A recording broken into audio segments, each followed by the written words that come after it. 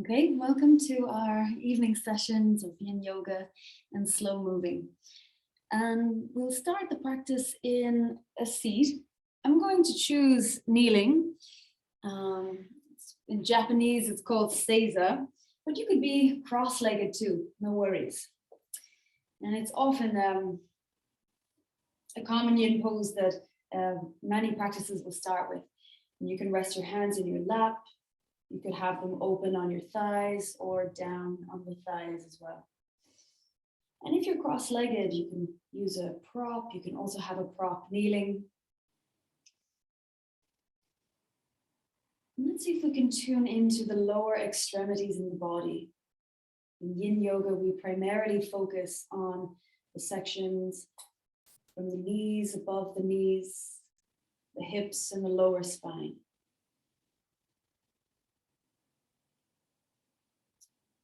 And try to bring the attention into the bones, the joints.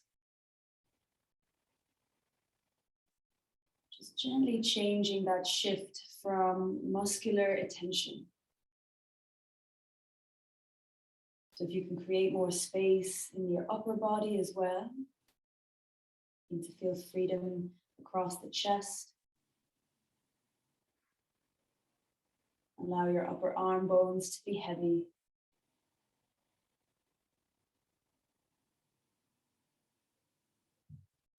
And just take note of how you are as you've arrived into your practice, settling into your mat space in your home.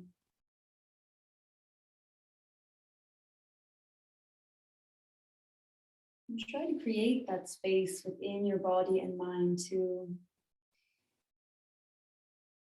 bring all the attention into this practice of tuning in.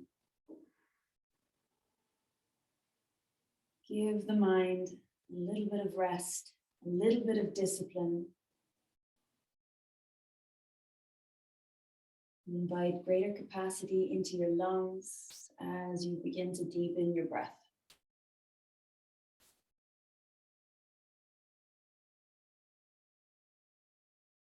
And allow softness to come through all the little nooks and crannies of your body. At any point, any movements or postures get painful in the practice, you back out, or you change, or you vary.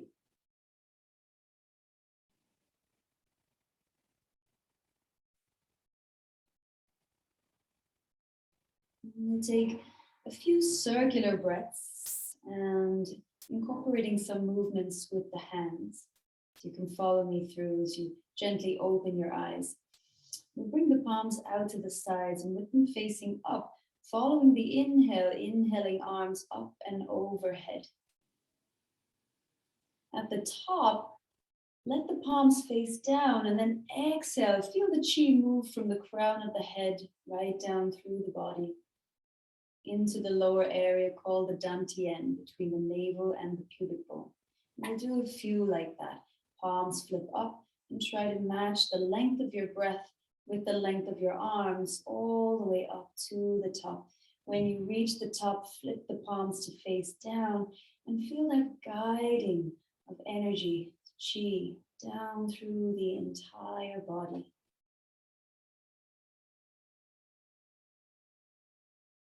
Two more like that. So first we're gathering the chi from the space around us. Moving it, lifting it, and then guiding it down through the entire body, right to this dantian area. One more.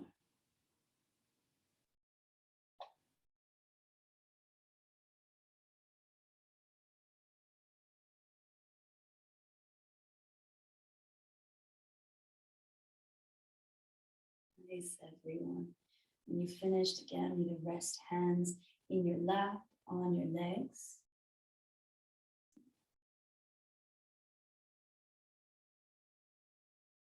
And subtle tuning in.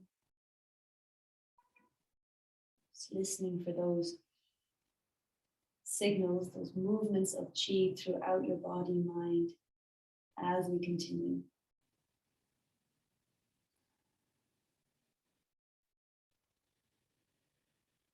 And then the first yin posture we'll do is a variation of dragon. So it's a sequence for the hips.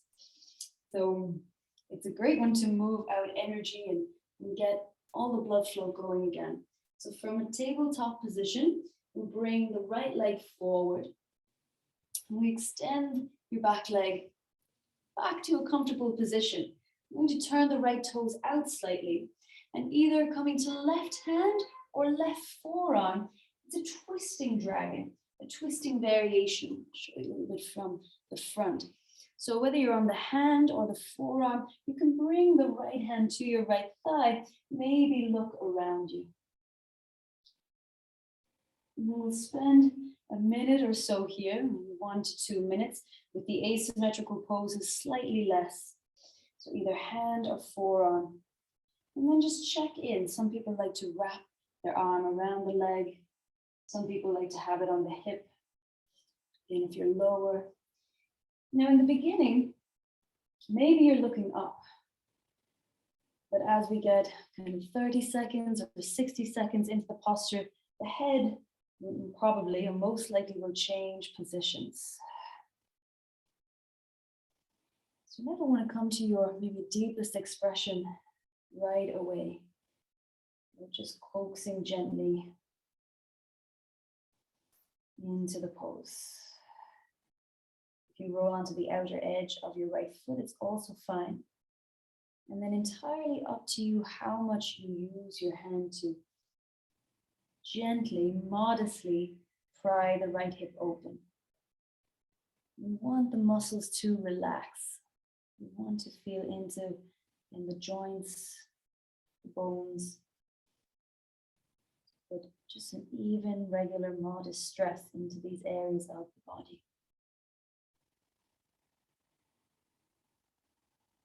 And the posture probably won't look or feel like how it did when you came into it. So that whether maybe you're shifting the pelvis a little side to side, exploring where you want to feel into your body most. It's minimal effort.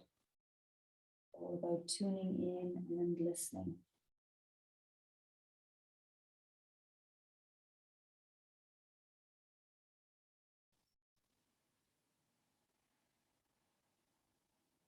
A few more following of your breathing here.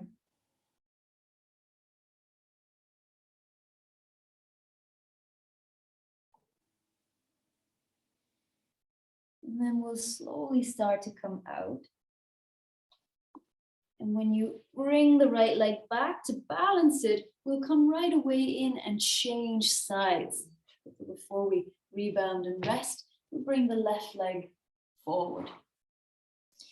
Now, whether you're on your right hand or right forearm, a twisting dragon. So the back toes can be untucked, get that nice long line through the back leg. And whether you look forward to the side or down,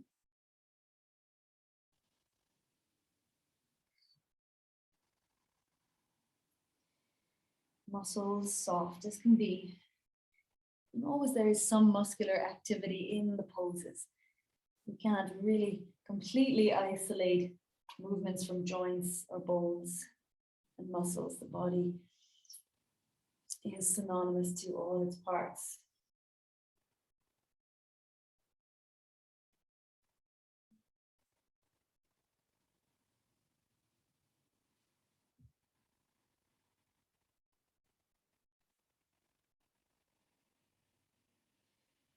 Some ways we can practice yin that might not be beneficial to us is if we start to feel tremblings, tremors, sharp pains.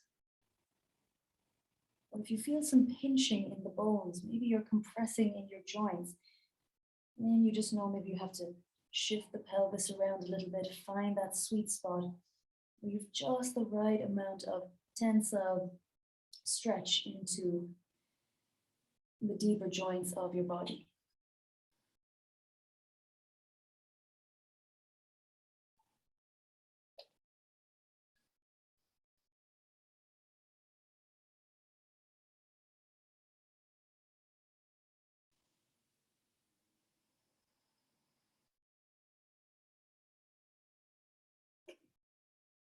A couple more breaths here. Using gravity, feel into the bones.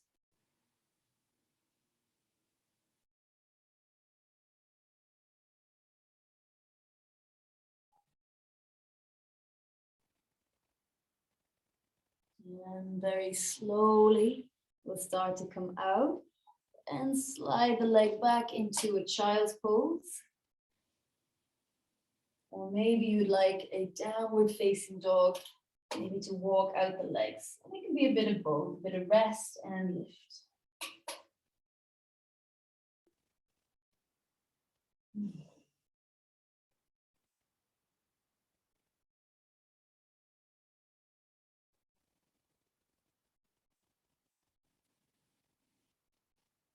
Nice, everyone.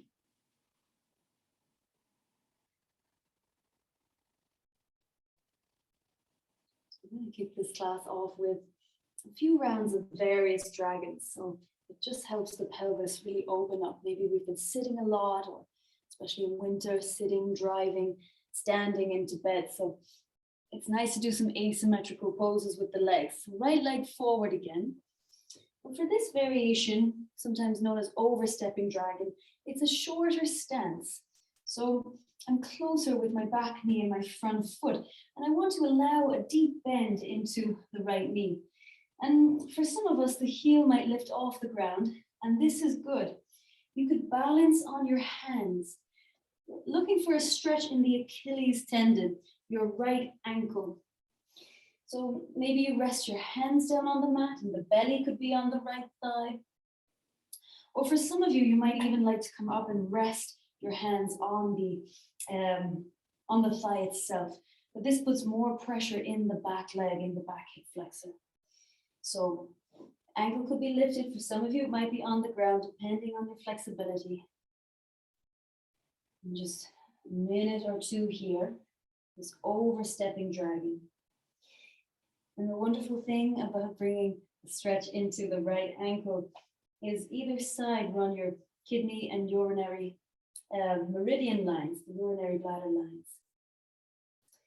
So again, it helps us to draw energy up from the ground and help us to not be so fatigued. If you find you're often fatigued, great to stretch out the ankles.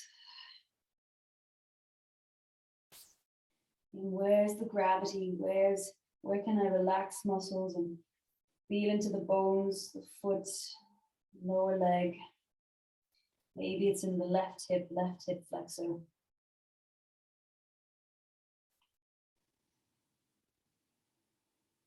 Overstepping dragon.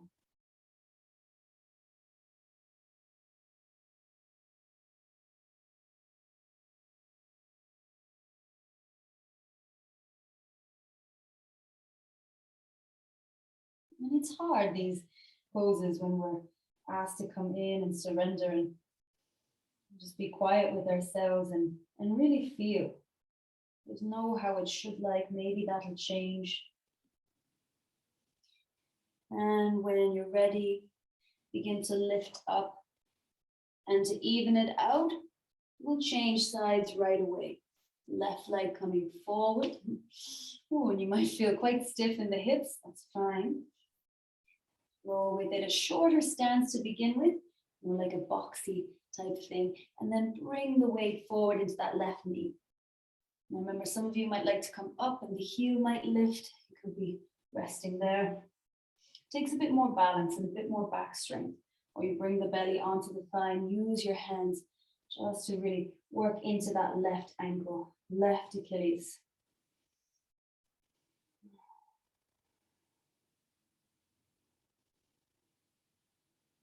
Just check in the space between your eyebrows or inside your mouth.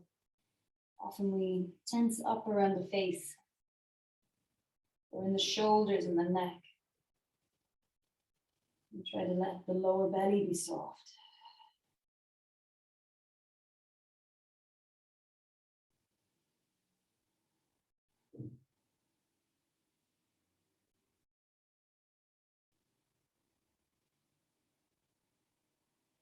Remember, if you want more sensation, you can come up, or less, you come down. Exploring the distance of the back leg away from the front knee.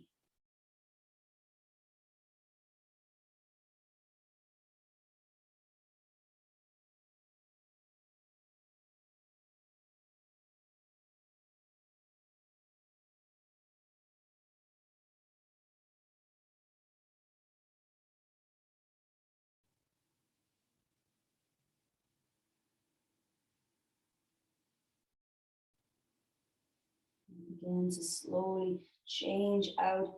Use the hands, use the lower belly, and taking a little rest in child's pose.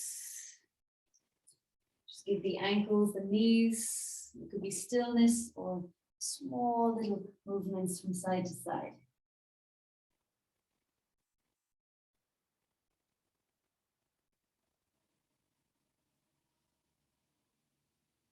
You might want to pedal the feet out in a downward facing dog, just to again see what it's like as you stretch the ankles.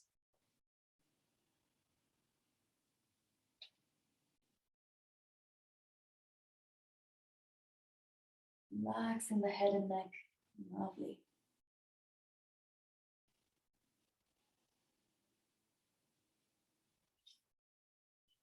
And because we love it so much, there's one more round of the dragons.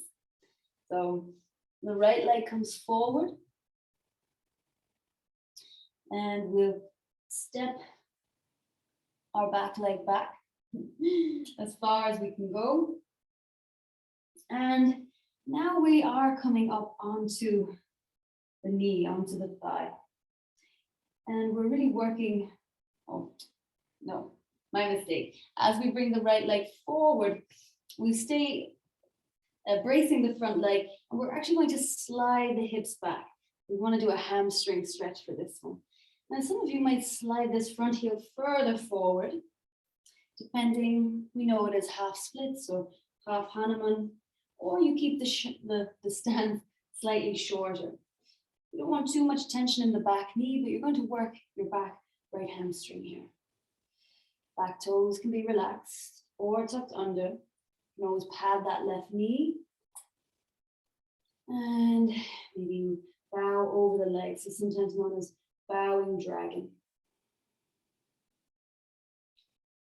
And if it's too much, always put a bend in the right knee, or maybe engage the muscles slightly and then relax maybe around the hamstrings or the groins, just to feel into that area. And if some people have that flexibility and you do want to come into the splits, if it's there, if it's available, you can always do so and come up a little higher on the hands. Again, not necessary. Just working bit by bit, modest stretch into the right hamstring.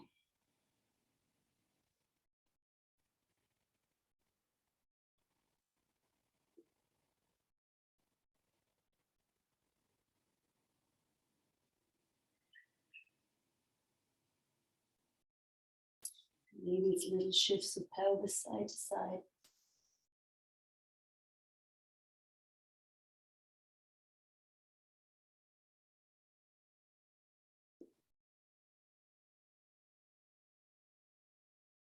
Very slowly, as you bring the right leg back, we'll change sides.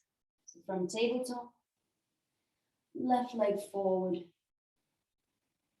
As you slide the back knee back, shift the hips back as you come into a kind of bowing dragon or half splits, and then up to you the distance.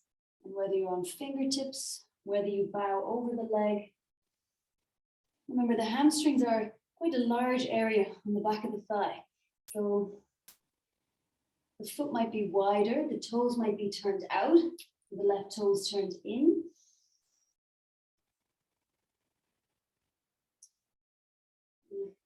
Feel all the muscle attachments in the back leg. And slowly going into the pose.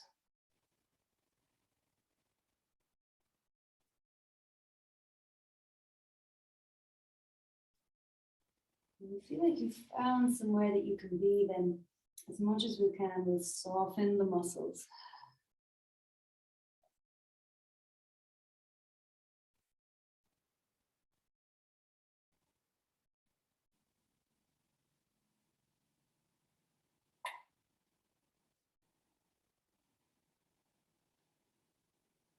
Checking in. Where's the attention? How is the space in the mind as you're creating space in your body?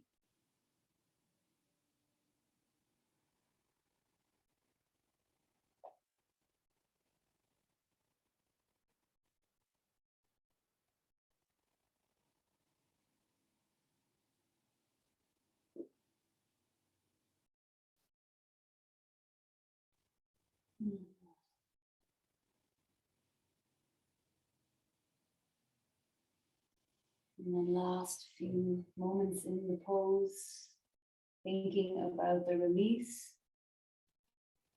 Very slow release, taking your time, exit with care, and back into child's pose. Maybe it's a wide knee child's pose this time, just to allow a bit more space in the hips, and allow the head to rest fully down. And support your head on the mat or on the back of your hands.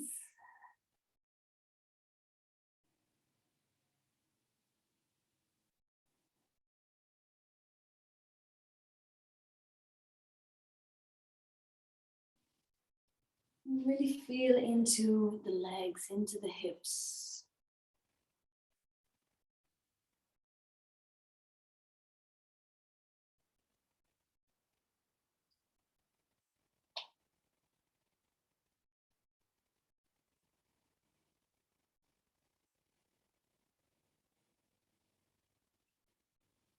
Draw lines of energy with your breath up and down the spine, up with the inhale, down with the exhale.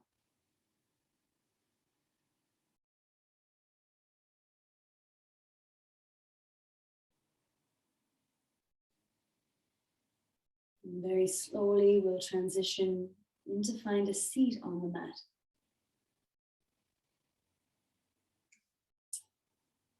And we'll move into dragonfly. Feel free to do half dragonfly if both legs don't work. So when we open out the legs, it can feel like we move and we shift in balance. So for some people, bringing the hands behind the body and helping yourself to sit a bit more upright, this could be your posture. Alternatively, if it does feel far too unbalanced, just bring one leg in for now and do one leg at a time. If you're happy with dragonfly on both legs, we'll start to slowly tilt the pelvis forward and maybe come forward with the hands.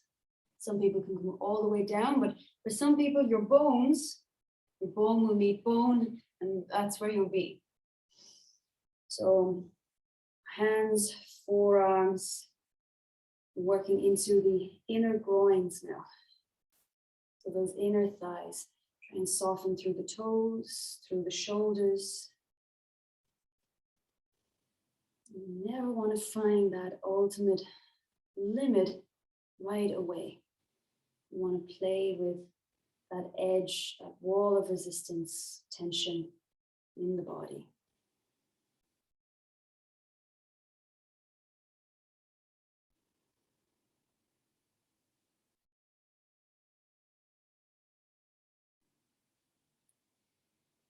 And it's possible you'll feel some bit of stress into the back or stretch. And this is also really great if you want to round your spine, it's no problem. Just feel a little bit opening out through the facets of the vertebra. If at any point it gets unbearable, soften your knees and come out. All about practicing very intelligently, rationally.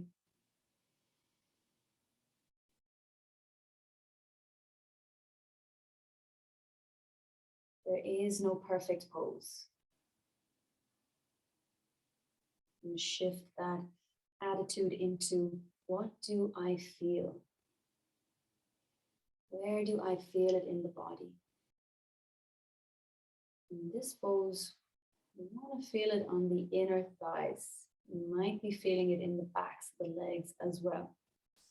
Maybe along the lower spine.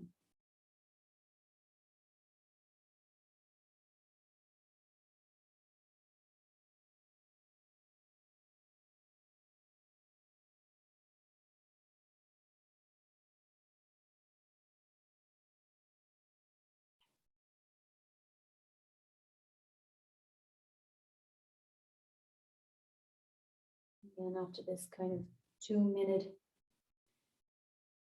intro into the pose, where's the change? Do I stay and soften more? Maybe my hands or my head position changes.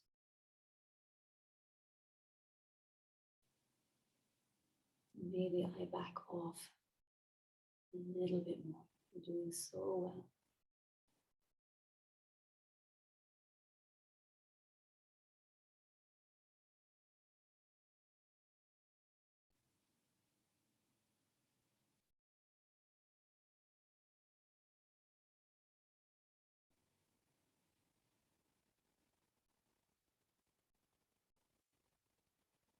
Relaxing the muscles.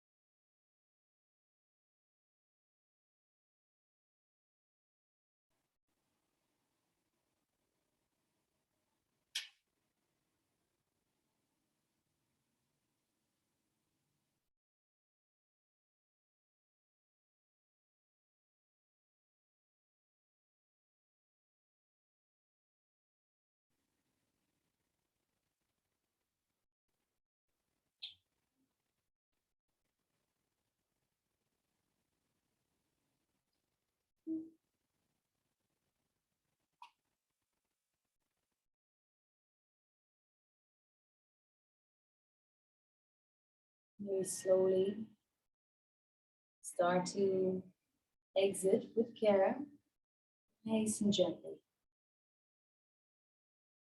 You lift the toes, begin to bend the knees. Just curl the knees in toward the body. Maybe wrap your hands around the shins. And take little movements, little rocks. Maybe the head and neck, and then just squeezing in.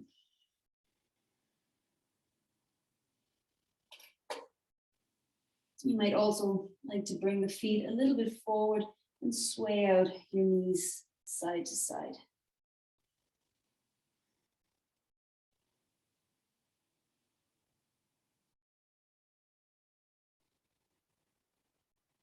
I practiced this sequence yesterday and I absolutely feel it in my hips and glutes today, so you can let me know how you're feeling tomorrow. I'm going to come into swan. You know it as pigeon in yoga, but we'll bring the right leg into a right angle and take your left leg behind you. Some of you might stay in a deer-like shape, a bit more sort of 2 right angles in the legs, or taking that left leg behind you. Now it doesn't matter where the right foot is. It might be closer to the groin. Right leg points out, or the knee points out to the side. Maybe I'll face you a little bit. And it doesn't so matter if your left leg is a bit left.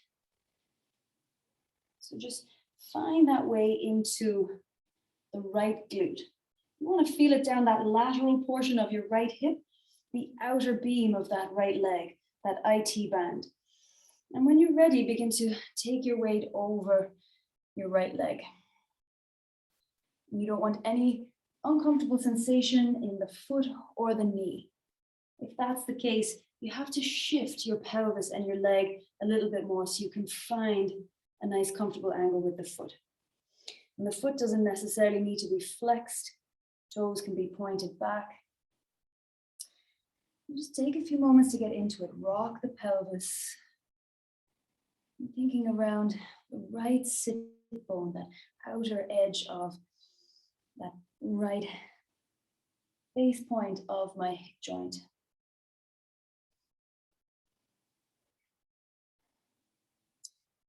So here we're working the gallbladder channel, the outer leg, and it influences our sciatic nerve. It's a really great one to help keep stimulated, keep healthy.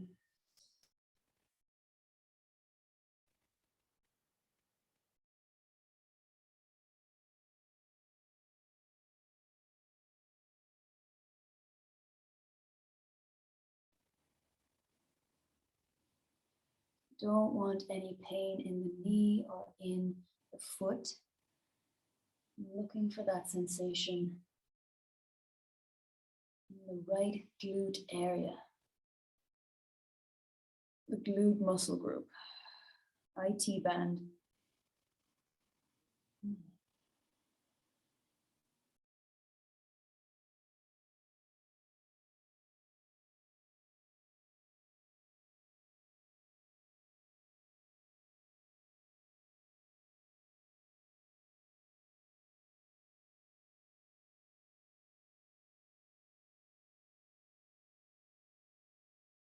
That moderate stress. And we feel this just ease of tension in the body. It can actually be so soothing for the nervous system, even though we're teetering on the edge of that kind of discomfort, it's effort. It's always so interesting that we invoke or we experience some pain within the body or discomfort. But we know that then with time, and a few days that pass, that it brings more ease, more freedom. One of those interesting things about types of stresses or movements in the body, in life in general.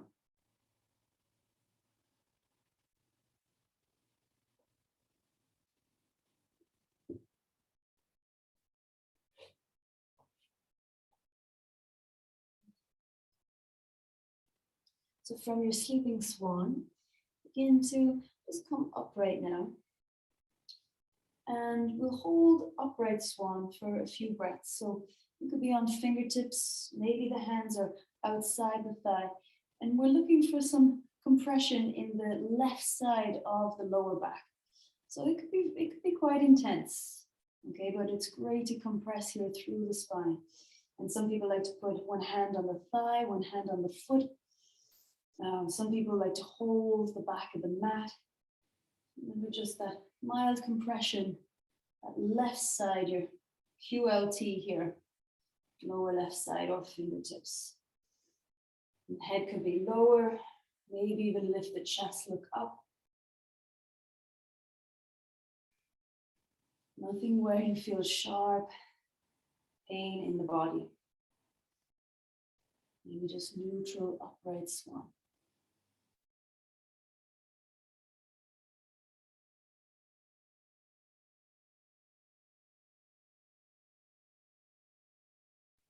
And then we'll bring the hands forward. We'll come into a downward facing dog. So tuck the back toes and lift the right leg. And experience, feel, the release. You can pedal out the feet.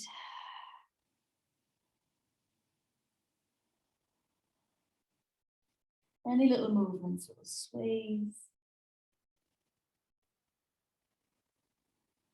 And bring left knee, the back of the left wrist. Find your way into that other side. Sleeping swan. For some people, it's about bringing the right knee closer. Now we want to go into the outer left glute. So where you think of the left sitting bone is the outer portion.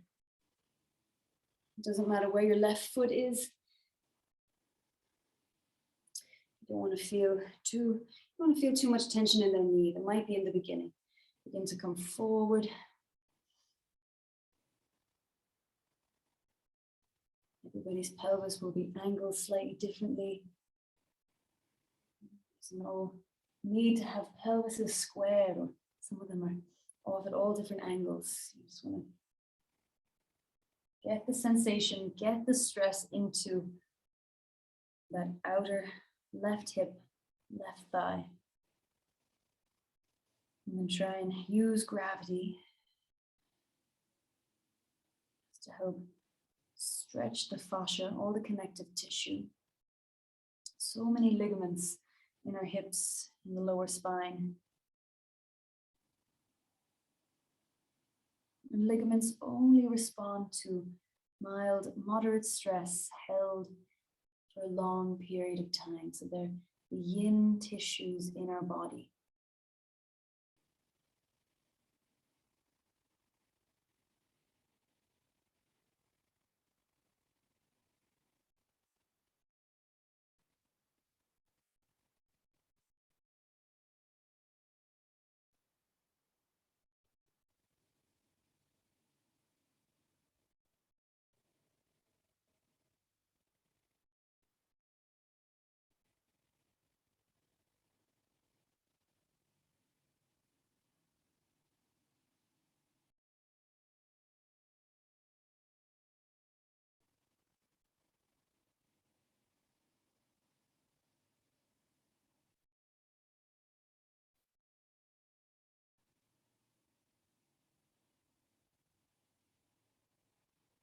Remember, it's okay to just adjust through the head or the shoulders. Move the pelvis around slightly just to deeper sensation into where we're invoking the stretch.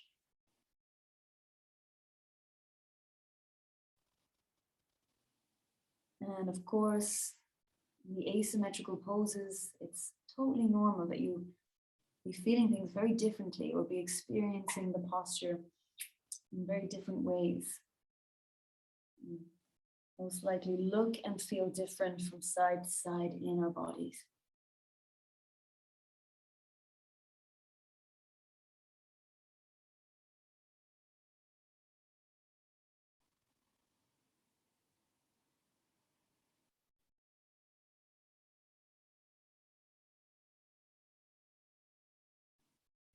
We'll begin to come very gently up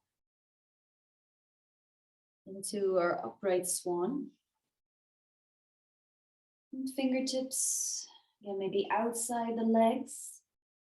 Ooh, the lower right back. And it's always a bit circumspect when we move the back, because we sit and we walk and we lie down and we never tend to really put too much stress in the back. So it is normal that we can be a bit wary when we feel bits of pain in the yoga practice. But it's kind of like if you go to the dentist and the dentist tells you start flossing your gums, and then your gums start bleeding, and do you just stop? Well, they're bleeding because they're just not being exercised, or they're degenerating. So same principle when we start to move through the joints of the body. In the beginning, there's definitely uncomfortable sensations, but it doesn't mean that we stop. Always this moderate, just bit by bit, slow with time.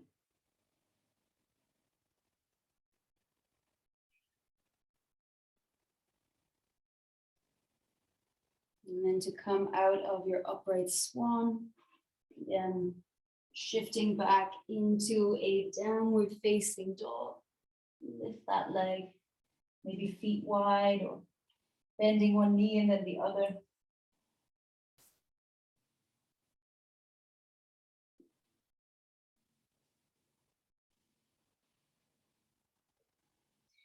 When you're ready, come down into kneeling. Come and sit on the legs. So another few postures before we again wind it down. And this one is kind of tricky because we don't tend to use our knees and ankles so much. We don't tend to sit on the floor as much as our ancestors did. But let's bring, doesn't matter which first, but let's bring the left leg out first. And if we can, fold the right knee back behind us. Now, if for some reason this doesn't work for you, then absolutely do take the Janu Shirshasana variation. But this might work for you, and even sitting up on something to help. Okay, it can be quite helpful if you need support for your sitting bones. You might have heard to bring the knees together. That doesn't really work for everybody. Some people's bones need to come out a bit wider. Now, either you stay upright and sit here and work primarily the thigh and the knee, or you begin to recline. You start coming back to the hands, scooping the pelvis underneath you, and maybe you lay down. And then it's okay if the knee lifts off the ground, it's no problem. You can just, once you don't feel too much pain in the knee, and if it opens out, that's okay. And if some of you want more, you can always bend that left leg and step the foot on the ground as you're lying down. And even the sole of the left foot could come to the inner right thigh, or it stays more upright. And the strongest variation is drawing your left knee into the chest. So deep stretches for the right thigh, right hip flexor, the right ankle, right knee.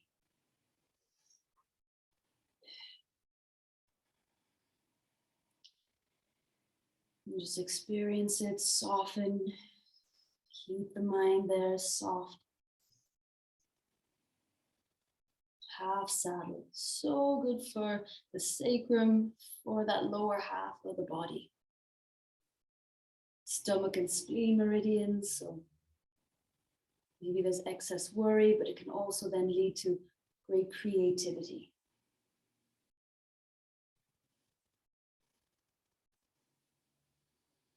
Nice, everyone.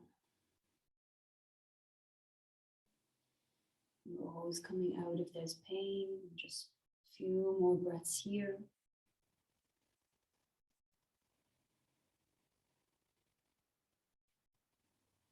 And if you are down, sometimes how it's helpful to come out is roll a little bit over to your left side and just scoop the leg around. So you release the right leg there. And you can always begin to just draw right knee into the chest. So just by rolling to the left side, scoop that right leg in. And then give it a squeeze into the body. And hold the back of the right thigh, and we'll extend the leg and bend nice and gentle. If you bend and straightens, or just work with the extension of the leg.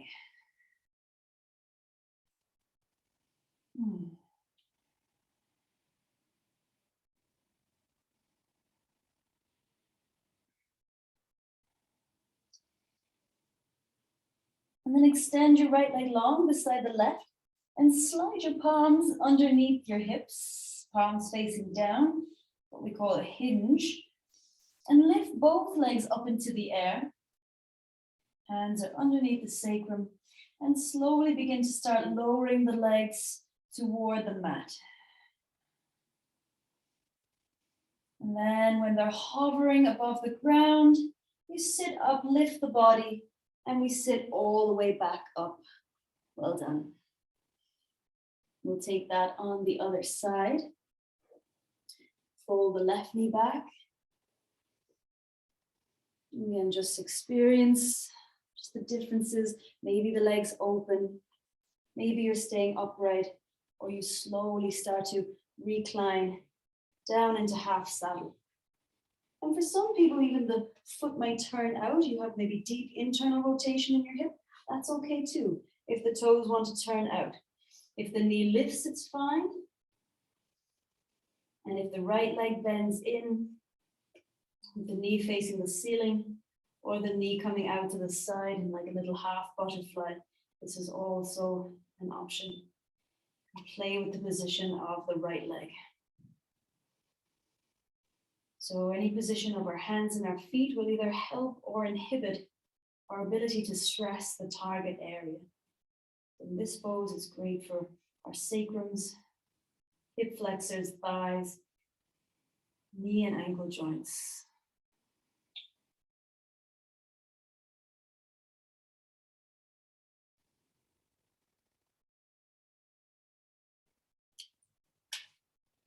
And tuning in, relaxing all the muscles as much as possible. Breathing into the areas you're stretching. And just encouraging those areas to be soft, just trusting.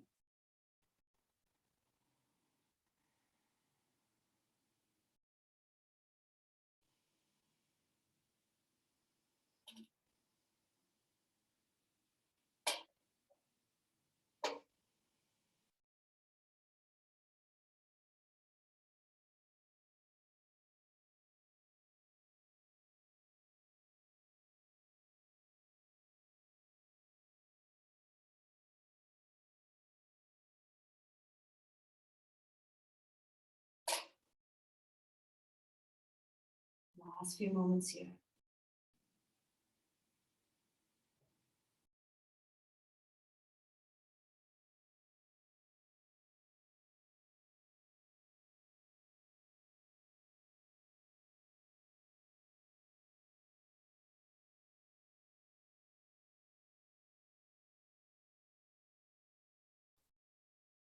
To come out, just slightly roll over to your right side and scoop that leg in.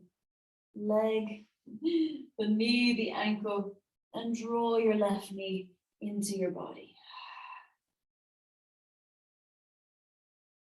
Feel the stretch across the lower back as you press the left side down, extending your right leg away. Feel the movement of chi through the hips, through the legs, flooding back through the foot. Hold the back of the thigh and extend the leg up toward the ceiling. Release the tension from the knee.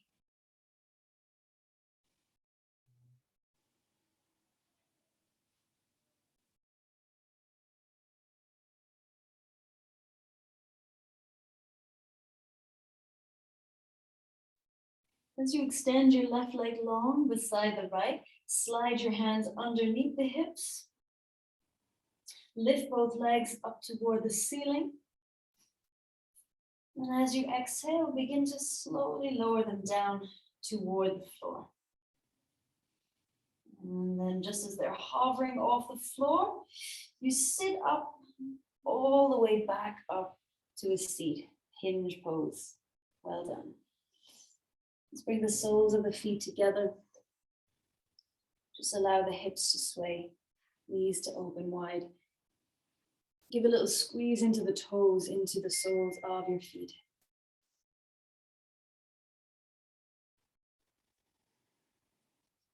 And then either the feet further away from the body or heels closer to wherever you want to feel that stretch. Inner thighs, the lower back.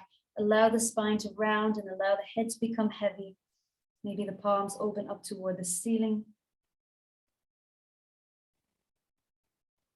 And this final posture of just gratitude, of release.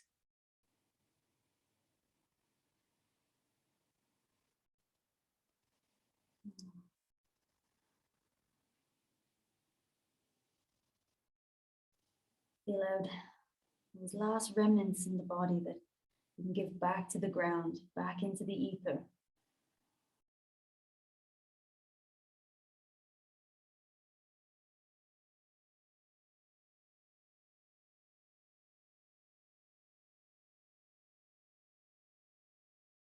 Maybe you feel more space now in your lower back, from tailbone right up to the rib cage, softening in the belly.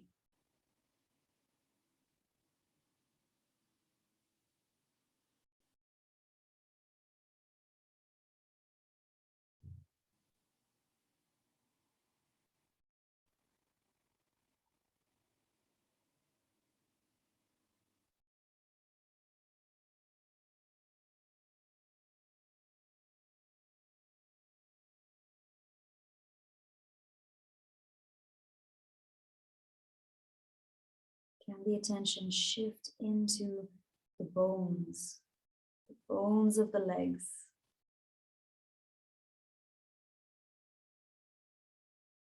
Bones in your pelvis.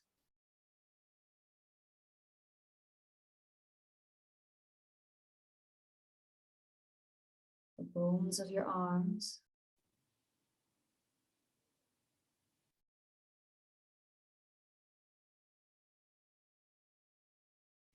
In the cervical spine and in your skull.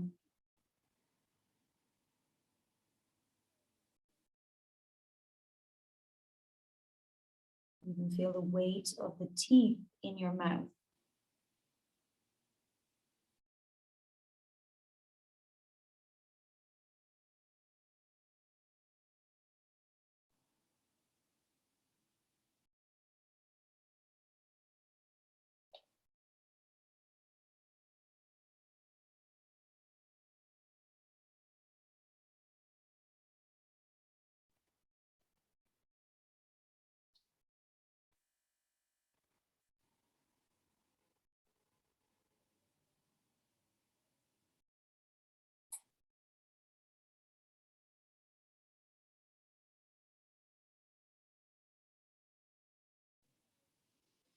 And slowly, slowly we'll begin to rise. Taking great care.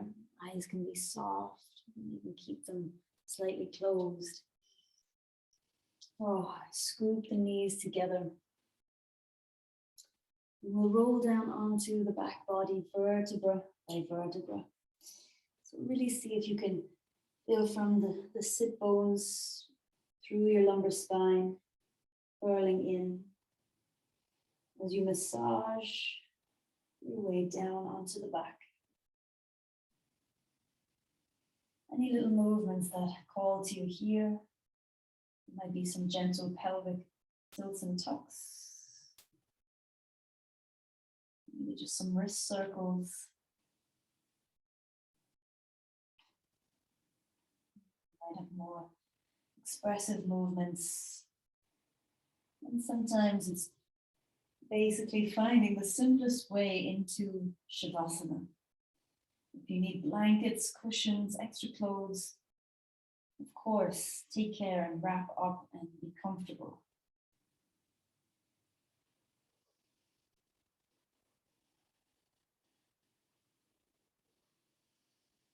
I forgot to mention before lying down, if you feel that desire to just end the practice in a seated meditation, you're also really welcome to do so. Right.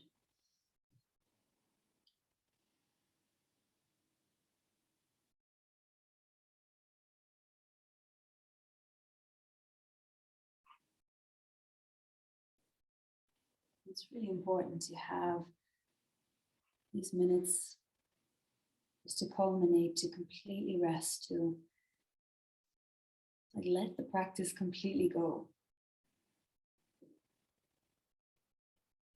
All the little movements, the holding, they can be absorbed, transformed in the body.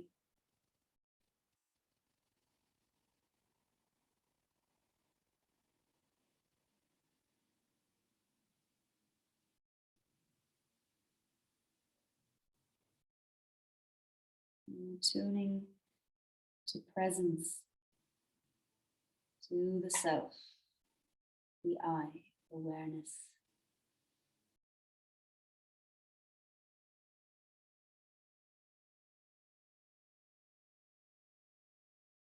The isness.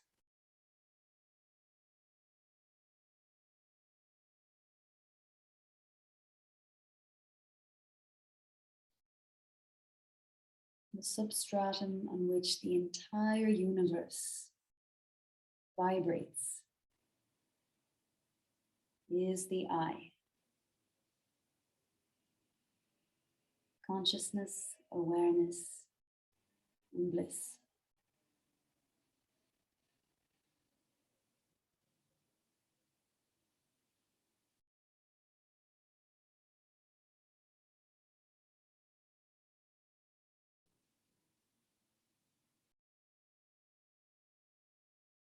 A palpable experience of peace.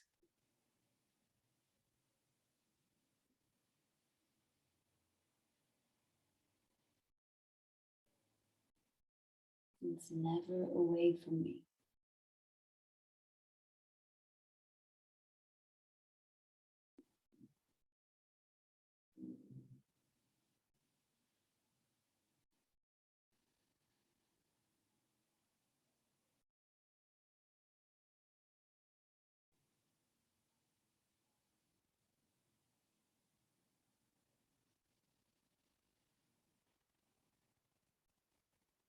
Poem from Rumi, an oldie but a goldie. It's called The Guest House. This being human is a guest house. Every morning a new arrival. A joy, a depression, a meanness. Some momentary awareness comes as an unexpected visitor. Welcome and entertain them all, even if they are a crowd of sorrows who violently sweep your house empty of its furniture. Still, treat each guest honorably. They may be clearing you out for some new delight. The dark thought, the shame, the malice. Meet them at the door laughing and invite them in. Be grateful for whatever comes, because each has been sent as a guide from beyond. This being human is a guest house.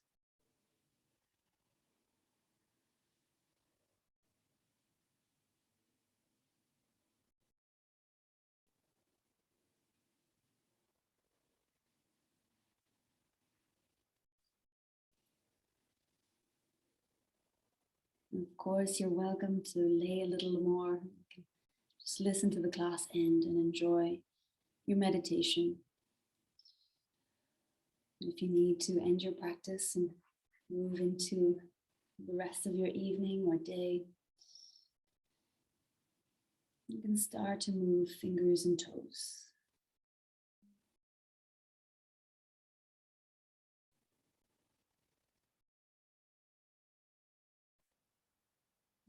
Deepen the breath and stretch.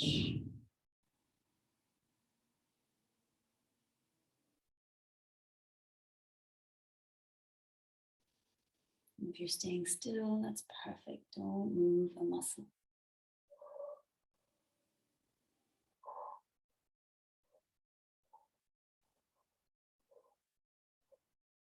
If you do find yourself in the seat, again, optional. Just sealing your practice, bowing your head to yourself. Showing up, taking part. So grateful for you for being here. So grateful for the practice, these bodies, all the lessons, all the teachers. Om Shanti Shanti Shanti. Peace, peace, peace.